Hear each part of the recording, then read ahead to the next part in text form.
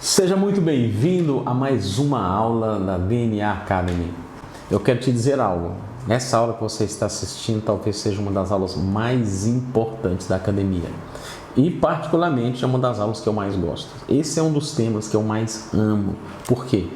Porque esse é o tema que conecta Jesus de Gênesis até Apocalipse.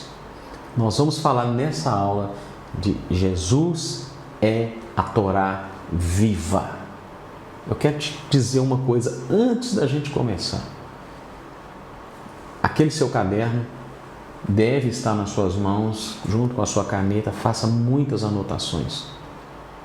Existe um conceito dentro da cultura, humana, vamos dizer assim, mas muito fundamentado dentro da cultura de Jesus, que você aprende muito mais com aquilo que você escreve. Você aprende muito mais com aquilo que você ensina.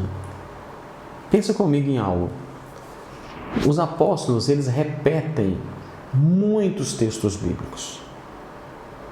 Nós falamos na aula dos 4 pilares, para explicar por que é que nós escolhemos esse modelo para a escola, nós falamos sobre os evangelhos. Então, no Evangelho de Mateus, são mais de 260 citações do Tanar, nós já explicamos, o Tanar é os textos de Gênesis até Malaquias. Eles não tinham Bíblia naquela época, assim como nós temos uma Bíblia assim, de papel, um livro. Eles não tinham. Eles não tinham um celular que eles podiam pesquisar onde estava escrito.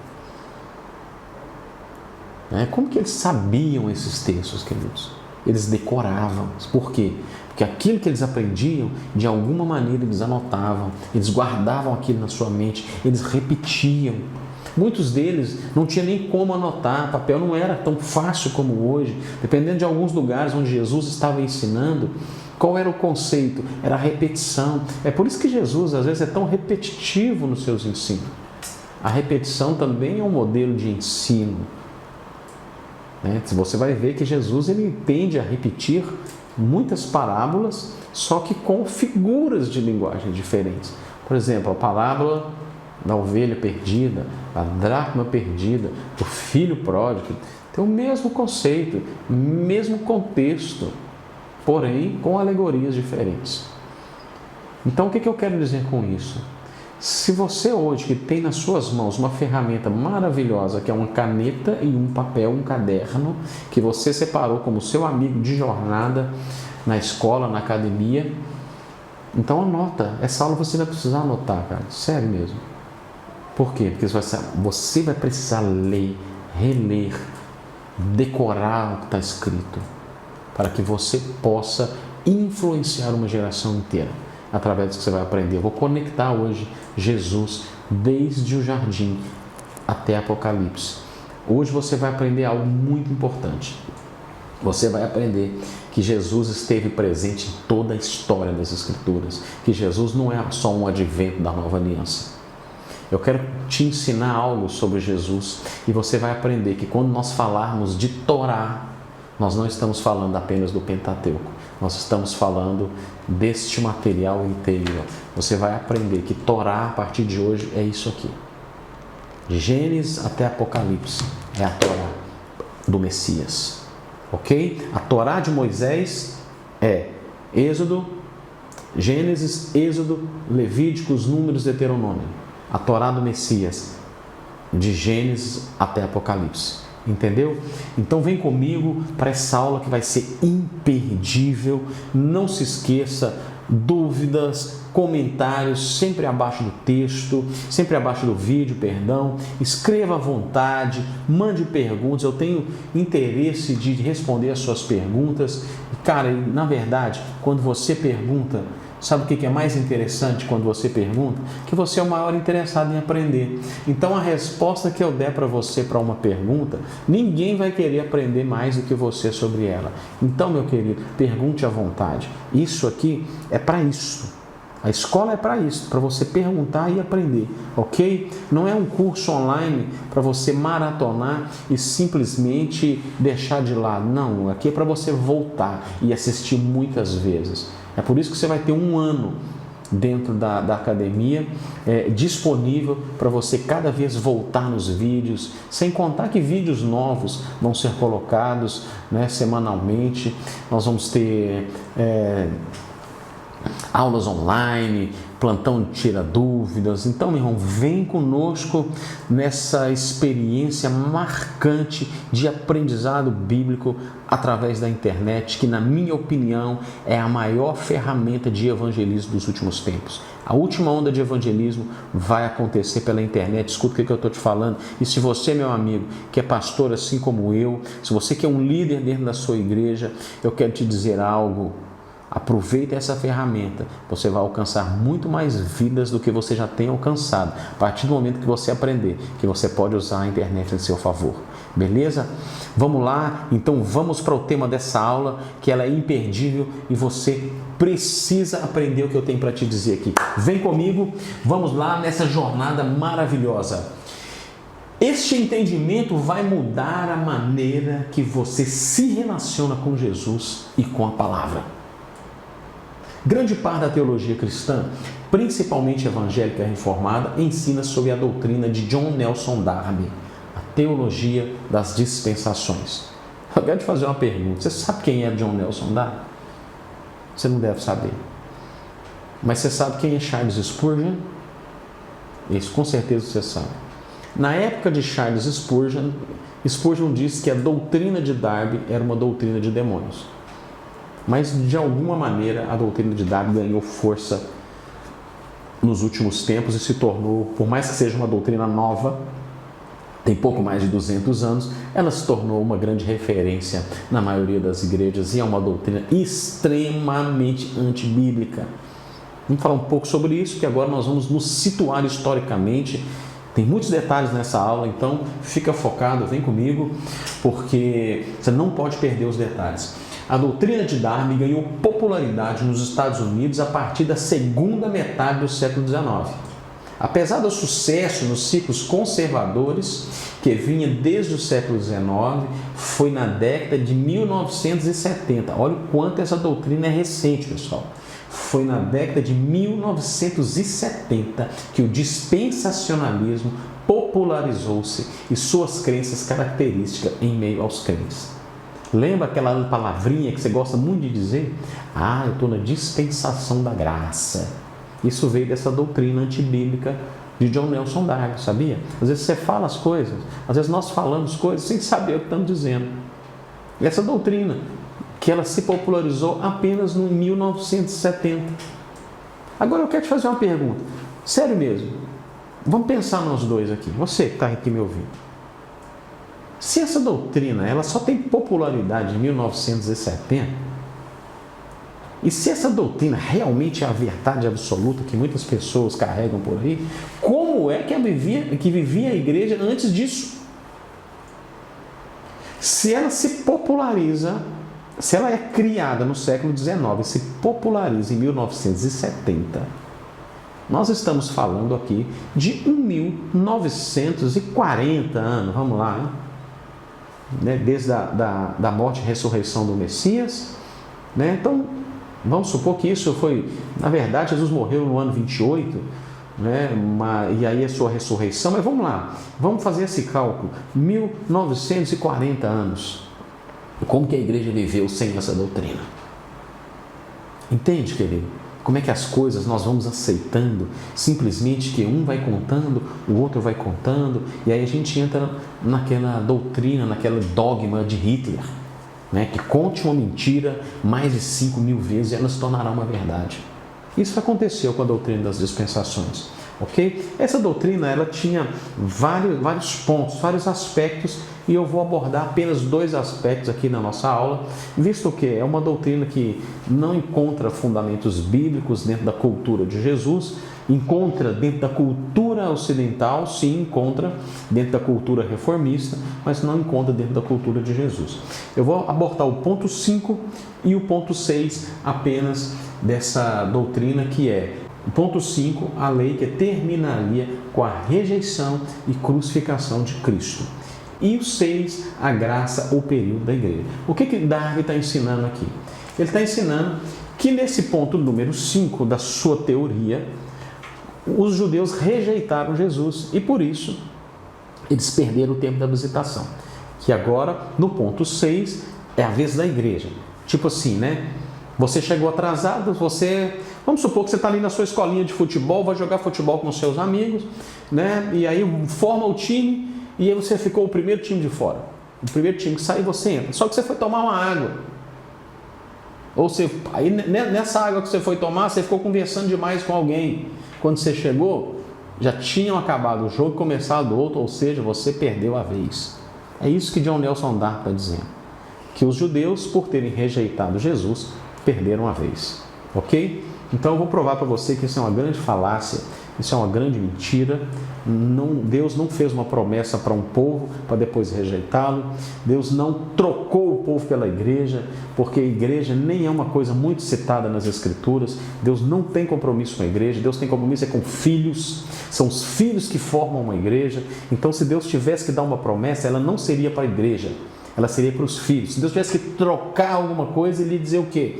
Eu não vou mais ter uma aliança com o povo judeu, eu agora vou ter uma aliança com os povos da terra, os outros povos, ou os gentios.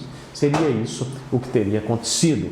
E não trocar Israel pela igreja. A igreja não é citada nas Escrituras nesse conceito que ela é colocada principalmente dentro da teoria de Darby. Isso vem do catolicismo, pessoal. É no catolicismo que a igreja se fundamenta como a grande mãe para administrar o mundo e para ser a detentora das promessas divinas. Nós não partilhamos disso, a Bíblia não participa disso. Era um conceito católico que dizia que se você não tiver a mãe, você não tem o filho. Ou seja, você quer ter Jesus, você precisa obrigatoriamente da mãe. Isso não é bíblico, querido. Você precisa entender isso. Nós precisamos ir à igreja? Sim, nós precisamos, porque é na igreja que nós comungamos juntos da nossa fé. É na igreja que você tem relacionamento, é na igreja que você é pastoreado, é na igreja que você serve, é na igreja que você adora em conjunto, é na igreja que você tem uma vida social com seus irmãos. Porém, todas as promessas bíblicas, elas são para os filhos, querem seja eles judeus ou conforme Romanos 11, enxertados nas promessas, ok? Então guarda isso aí na sua cabeça e vamos lá. Você precisa muito entender este conceito. Os dispensacionalistas concluíram que existem dois povos de Deus, com os quais ele lidaria de modo distinto. O seu povo terreno, que seria Israel, e o seu povo celestial, que seria a igreja. Pensa comigo. Onde está escrito isso na Bíblia, pessoal? Aonde está escrito isso nas Escrituras? Não existe. Faça o seu comentário sobre o que você pensa sobre essa afirmação dos dispensacionalistas. Ao seu povo terreno, Deus teria se revelado nas primeiras 6 dispensações, certo? Durante a 5ª dispensação, o período da lei, o povo de Israel havia rejeitado o pacto firmado com Davi. Entende? Presta atenção, vamos ler o texto. 2 Samuel, abra sua Bíblia comigo, 7, 12 ao 16. Quando a tua vida chegar ao fim na terra e vieres a descansar na companhia dos teus antepassados, escolherei um dos teus filhos para sucedê-lo, um fruto do teu próprio corpo, e eu firmarei o reino dele. E será ele quem edificará uma casa em honra ao meu nome, e eu firmarei o trono dele. Está escrito para sempre aí na sua Bíblia, querido? Está escrito para sempre aí na sua Bíblia? Eu firmarei o trono dele para sempre. Eu serei seu pai e ele será o meu filho. Está escrito isso na sua Bíblia, querido? Eu firmarei o trono dele para sempre. Se Deus disse que vai firmar o trono dele para sempre, como é que pode ter rejeitado o seu povo depois? Então quer dizer que Deus muda de ideia?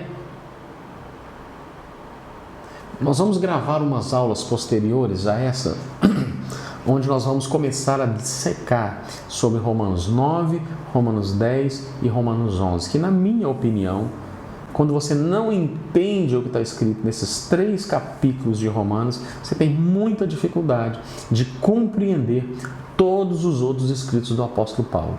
Então nós vamos falar sobre isso, quero que você guarde isso aí na sua mente. Vamos lá, no versículo 14, né? Eu serei seu pai, ele será meu filho, mesmo no tempo em que tiver que padecer pela iniquidade dos homens, eu mesmo o punirei e açoitarei com o castigo dos humanos, aplicado por intermédio de homens. De quem está falando aqui, querido? De quem é que Deus está falando aqui com Samuel? Quem vai ser açoitado? Quem o próprio Deus? O que a Bíblia diz em Isaías? Ele agradou moê-lo. Contudo, jamais retirarei dele o meu amor, como retirei de Saul, a quem tirei do seu caminho. A tua casa e a tua realeza, todavia, subsistirão para sempre na minha presença, e o seu trono se estabelecerá. Está escrito aí na sua Bíblia? Pela eternidade? Está escrito aí, querido? Confere aí. Vou esperar você conferir se está escrito pela eternidade. Então você percebe que nesse único texto aqui de 2 Samuel, quando Deus faz uma promessa a Davi, ele vai dizer o quê? Que o trono de Davi, ele será para sempre, ele será eterno, sempre terá um descendente de Davi sobre o trono. Queridos, Jesus era um judeu, os apóstolos eram judeus, a primeira igreja formada na terra era composta de judeus. Entende isso, querido? Não deixe o mundo enganar você, não deixe as doutrinas, os dogmas desse tempo te enganarem. Não há substituição, o que há é inclusão. Deus não precisou rejeitar Israel para aceitar você e eu, querido. Isso é coisa de gente que tem problema de identidade, que não pode dividir. Já viu aquelas crianças que se não for tudo dela, ela não quer? Não, vamos dividir com o seu irmão. Não, se tudo não for para mim, eu não quero. Dá briga, dá confusão. É John Nelson Darby aqui. Ele não entendeu que ele podia dividir com Israel todas as promessas bíblicas. Que todas as promessas que Deus tinha dado para Israel também era para ele. Assim como é para nós, querido. Então esse processo onde Deus rejeita Israel, qual é o fundamento disso? Será que Deus é tão ilimitado que ele só pode ter um povo?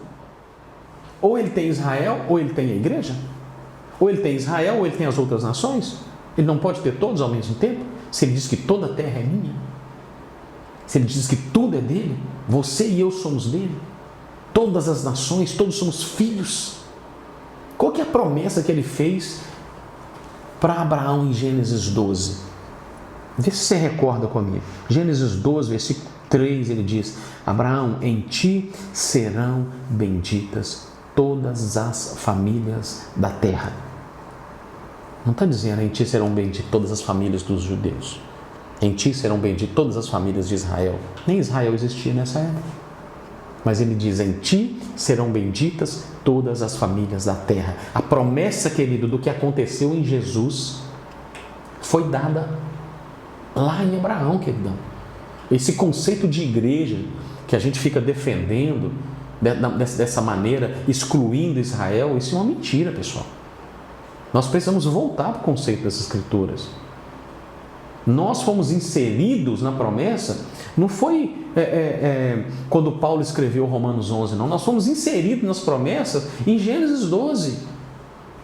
A igreja, ela não começou, o fundamento da igreja, ela não começa em Atos 2, como muitos gostam de pregar. A igreja começa em Gênesis 12. Entende, querido? Então não há cisão, não há rejeição, não há gente que precisa ser excluído para que o outro possa ser enxertado. Os que foram excluídos, o apóstolo Paulo explica, foram excluídos pelo seu pecado, mas que podem ser reenxertados pelo seu arrependimento.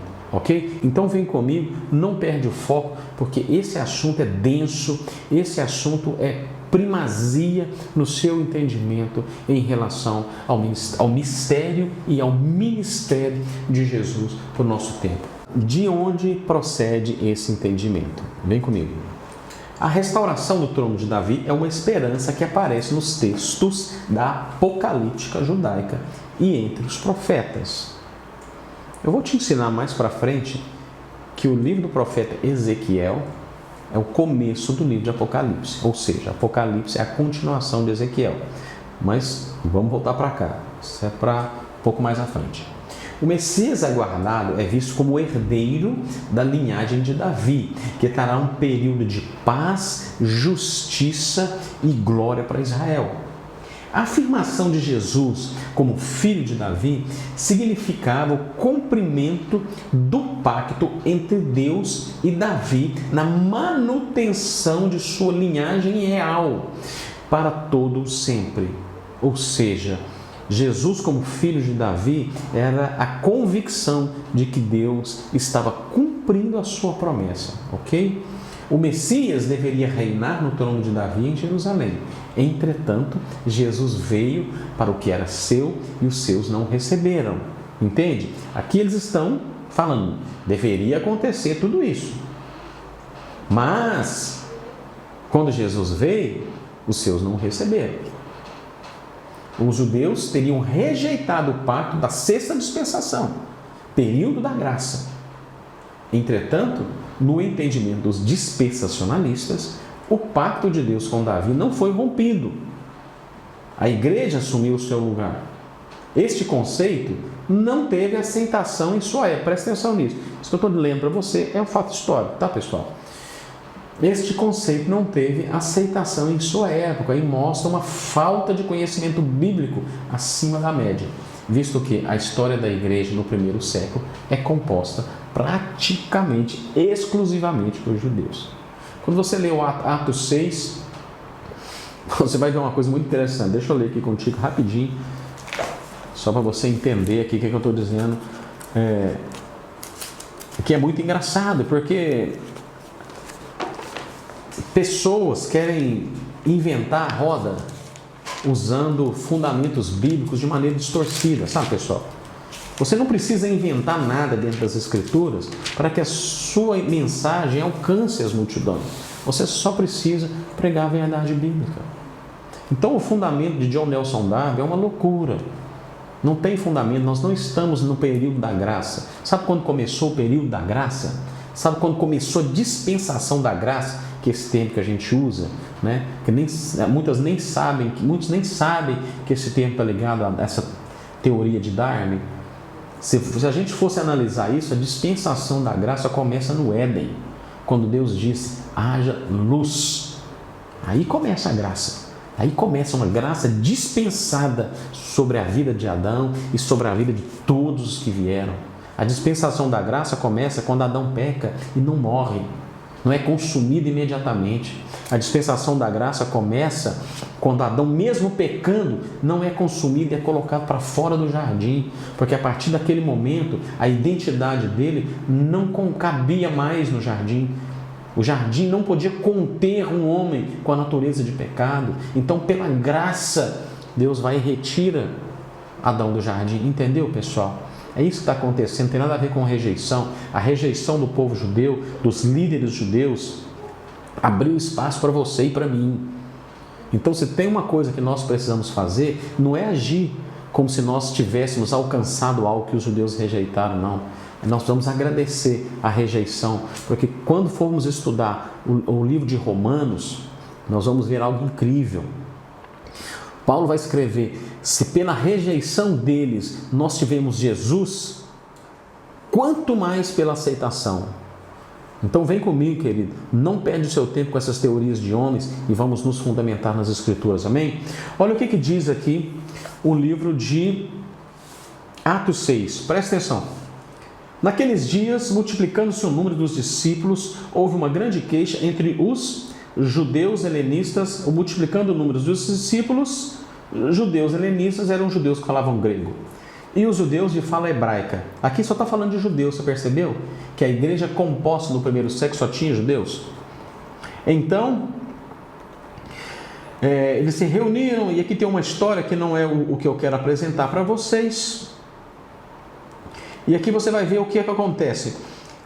São sendo escolhidos homens para dar continuidade a esse ministério. E o que a Bíblia vai dizer que se você continuar lendo o texto?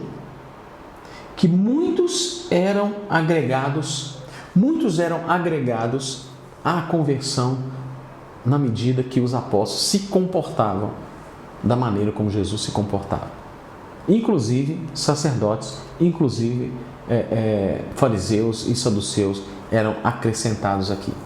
Então, essa falácia de que os judeus rejeitaram o Messias, isso não é verdade, querido. Ele veio para que eram seus. Alguns rejeitaram, sim, mas todos que nele creram. Quem é todos, pessoal?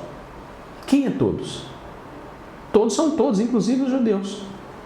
Então vamos analisar a Bíblia com um pouco mais de clareza, sem muito dogmatismo, amém? Essa é a proposta da DNA Academy, fazer com que você compreenda as Escrituras sem os óculos dos dogmas religiosos. Vou te mostrar alguns textos aqui, que são muito importantes.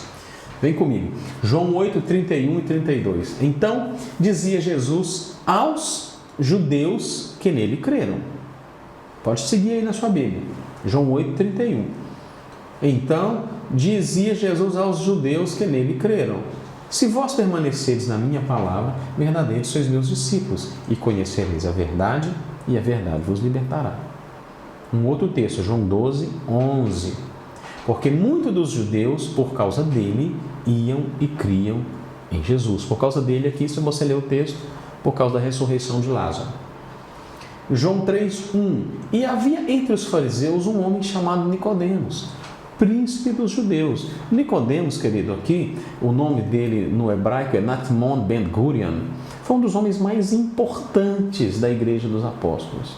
Existe em Israel hoje um museu com o nome dele, só para vocês terem uma ideia.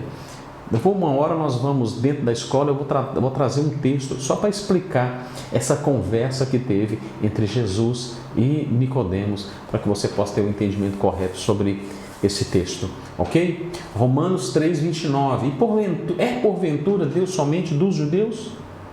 É porventura Deus é somente dos judeus, querido? Lembra o que nós falamos de Gênesis 12? E não é também dos gentios? Também dos gentios, certamente. Certamente é dos gentios. Atos 16, 20. E apresentando-os aos magistrados, disseram: estes homens, sendo os judeus, perturbaram a nossa cidade. Lucas 23, 50, 52. E eis que havia um homem de nome José, um conselheiro, e ele era um homem bom e justo, que não tinha concedido no conselho e nos atos deles. Ele era de Arimateia, cidade dos judeus, e ele também esperava o reino de Deus. Este homem foi a Pilatos e implorou pelo corpo de Jesus. Quem era José, querido? José era um judeu, um senador. Ele fazia parte do Sinédrio. E ele não concedeu, ele não votou a favor da morte de Jesus, mas ele foi lá para trazer o corpo de Jesus. Por quê? Porque ele também aguardava o reino de Deus. Mateus 13, 54. E chegando à sua pátria, ensinava-os na sinagoga deles, de sorte que se maravilhavam e diziam: de onde veio a este a sabedoria, essas maravilhas? Jesus ensinava nas sinagogas, queridos. Pode só se ler sua Bíblia com um pouco mais de cuidado, com menos dogmatismo, você vai ver que essa doutrina dispensacionalista, ela não encontra referência nas Escrituras. Atos 18, 4. E todos os sábados disputavam na sinagoga e convencia a judeus, e a verdade no original aqui é judeus e arameus, mas na grande maioria das traduções está os judeus e os gregos, e eu permaneci grego aqui no slide que você está acompanhando. Um pouco mais é importante. Vamos lá, é sobre a Bíblia que nós estamos estudando, querido. Lembra que eu te falei que esse é um conceito bastante profundo, então precisamos de bastante referência. ok? Eu quero te conduzir a uma fome pelas Escrituras como você nunca teve, certo? Mateus 4, 23. E percorria Jesus toda a Galileia, ensinando nas sinagogas e pregando o evangelho do reino e curando todas as enfermidades e moléstias entre o povo. Está entendendo, querido? Jesus nunca pregou o evangelho da graça. Jesus só pregou o evangelho do reino. Sabe por quê? Porque o evangelho da graça é Ele. Jesus é a própria. Então ele não precisava pregar o evangelho da graça, ele agia com graça. Então não existe esses conceitos, Pedro.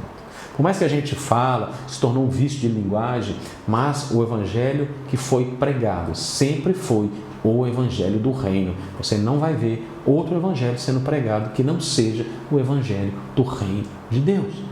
E como que o evangelho do reino de Deus caminha? Como está escrito aqui, em Mateus 4, 23. Curando todas as enfermidades e moléstias entre o povo. Então, quando o evangelho de Deus se manifesta, a cura, por quê? Porque no reino de Deus é 100% saúde, no reino de Deus é 100% vida, no reino de Deus é 100% salvação, no reino de Deus não há doença, não há morte, não há enfermidade, não há possessão, só há liberdade, justiça, graça e paz. Entende? Então, quando o reino de Deus se manifesta, é isso que acontece.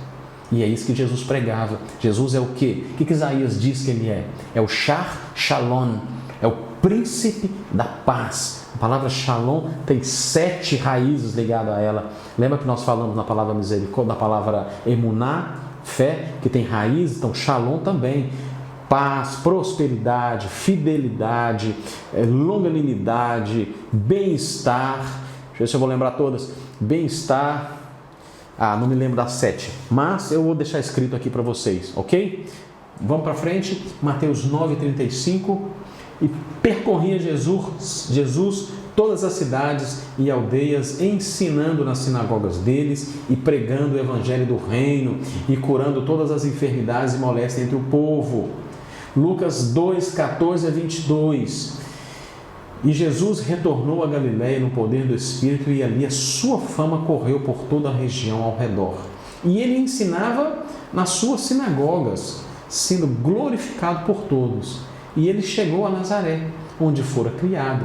E segundo o seu costume, ele entrou na sinagoga no dia do sábado e levantou-se para ler. Pessoal, vou dar um break aqui, porque eu não quero também que essa aula fique muito extensa. Nós vamos começar de novo esse texto no próximo bloco. Nós vamos dividir essa aula. Então você acabou de ler a primeira parte, você acabou de assistir a primeira parte de Jesus, a Torá viva, e por enquanto a única coisa que você tem é informação. Nós vamos começar a desenrolar esse novelo e você vai começar a ver como isso vai explodir dentro do seu coração, explodir dentro da sua mente esses fundamentos, ok? Então vem comigo para a parte 2 dessa aula maravilhosa que é Jesus é a Torá viva, ok? Aquele abraço, Jesus te abençoe.